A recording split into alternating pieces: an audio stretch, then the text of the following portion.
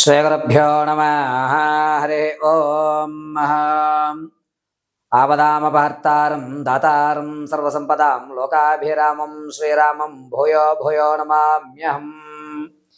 సర్వమంగళమాంగళ్యే శివే సర్వార్థసాధకే శరణ్యే త్రయంబకే దేవి నారాయణీ నమోస్తుతే.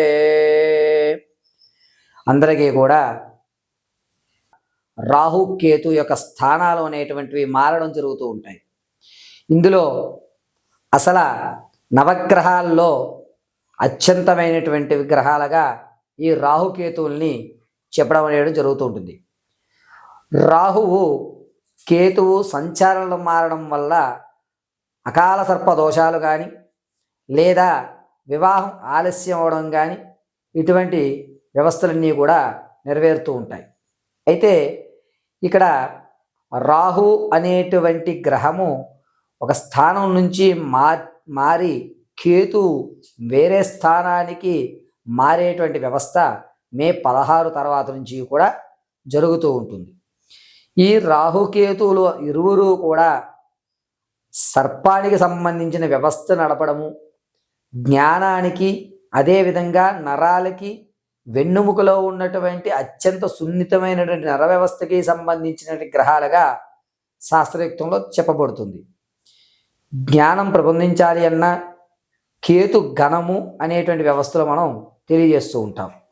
ఇక్కడ రాహువు కేతు అనేటువంటిది మే 16వ తారీఖు తదనంతరం నుంచి మారడం వల్ల కొన్ని జాతకులకు అదృష్టం కలిసి రావడము, కొంతమందికి అపమృత్యువులు అనేటువంటివి ఏర్పడము, కొంతమంది ఆర్థికంగా నలగడము, మరికొంతమందికి ఆర్థికంగా లాభపడము అనేటువంటివి జరుగుతూ ఉంటాయి. అయితే ఏ రాశి వారికి ఏ విధమైనటువంటి ఫలితాలు మే 16 తర్వాత జరుగుతుంది అనేటువంటి విషయాన్ని క్షుప్తంగా వ్యవస్థాపరంగా శాస్త్రయుక్తంగా తెలియజేయడం అనేటువంటిది మీకు చేస్తూ ఉంటాను. ఇందులో నవగ్రహాల్లో మనం రాహువు కేతు అనేటువంటి 2 గ్రహాలు. ఇందులో రాహువు అనేటువంటిది నైరుతి భాగంలోను, కేతు వాయువ్య భాగంలోనూ ఉంటుంది. ధన ధాన్య అభివృద్ధి చెందడానికి, దినదిన ప్రవర్ధమాన రాజభోగాలు కూడా మనం ఉచ్చింతమైనటువంటి స్థాయికి వెళ్ళడానికి కూడా ఈ రాహుకేతువులు దోహదపడుతూ ఉంటాయి.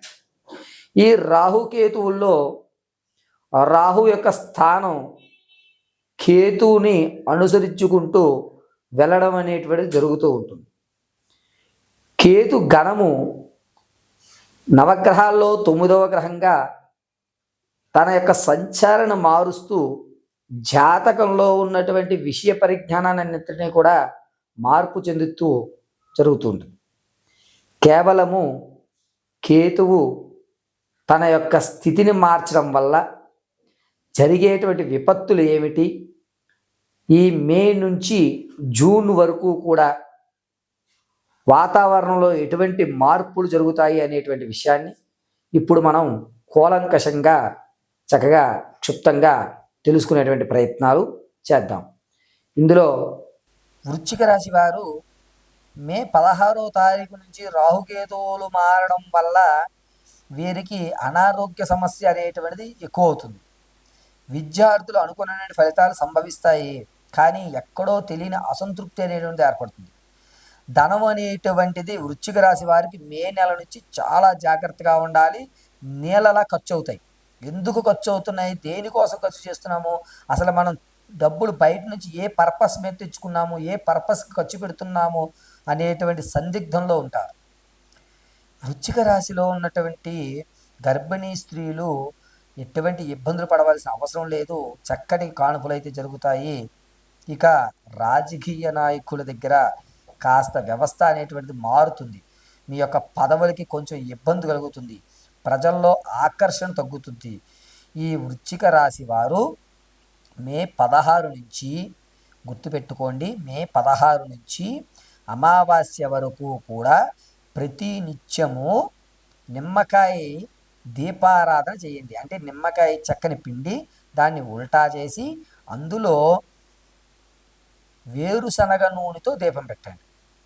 మళ్ళా చెప్తున్నాను, వేరుశనగ నూనెతో మాత్రమే మీ ఇంట్లో అన్నా సరే, లేదా ఏదన్నా దేవాలయంలో రాగి చుట్టు దగ్గర నిమ్మకాయని ఉల్టాగా తిప్పి దీపారాధన చేయండి, తిరగదోలి. అలా చేయడం వల్ల మీరు అనుకున్నటువంటి అనారోగ్య సమస్యలు తగ్గుతాయి. మీ మీద మీకు ఒక నమ్మకం అనేటువంటిది ఏర్పడి ఒక స్థితి అనేటువంటిది మీరు మార్చుకోవడం జరుగుతుంది.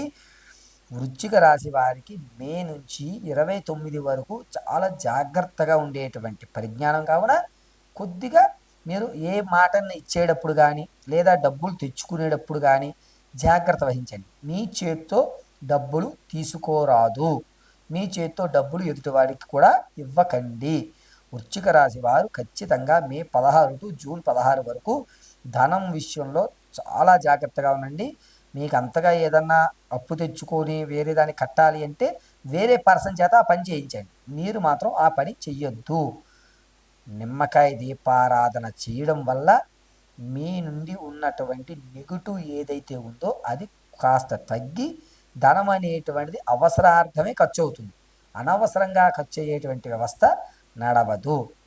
రాజకీయ నాయకులు మాత్రం బిల్వపత్రాలు తీసుకుని నందీశ్వరుడి యొక్క 2 కొమ్ముల మధ్య ఉంచి నంది కొమ్ముల నుంచి ఈశ్వరుని చూసి శ్రీరుద్రాయ నమః, శ్రీరుద్రాయ నమః, శ్రీరుద్రాయ నమః అని చెప్పి అప్పుడు నిమ్మకాయ దీపారాధన చేయండి. రాజకీయ నాయకులకు కలిసి వస్తుంది, మీ పేరు చెడిపోదు, మీ వ్యవస్థ కూడా అలా నడిచేటువంటి అవకాశం ఏర్పడుతూ ఉంటుంది.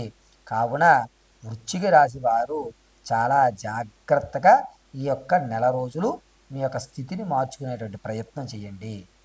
అయితే ఈ వృశ్చిక రాశిలో ఉన్నటువంటి విద్యార్థులు ఎవరైతే ఉంటారో మీ యొక్క విద్యకు కావలసినటువంటి జ్ఞాపక శక్తి తగ్గుతుంది. కాబట్టి విద్యార్థులు నిమ్మకాయ దీపారాధనలో కొబ్బరి నూనెతో చేయండి.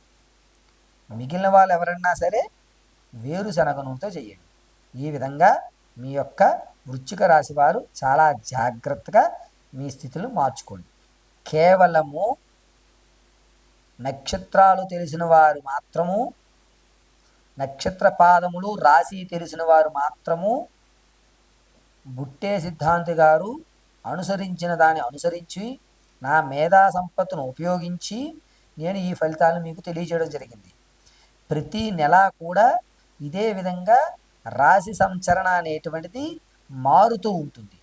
ప్రతి నెల కూడా మన శరీరంలో ఏవైతే మార్పులు రోజు జరుగుతున్నాయో అదేవిధంగా జాతకం అనేటువంటిది ప్రతి నెల కూడా మారేటువంటి అవకాశాలు ఉంటాయి.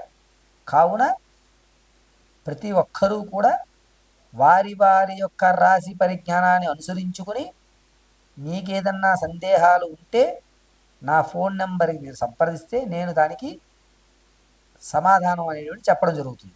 ఇది కేవలము మే 16 నుంచి జూన్ 16 వరకు మాత్రం ఇచ్చినటువంటి జాతక పర్యంతం మాత్రమే.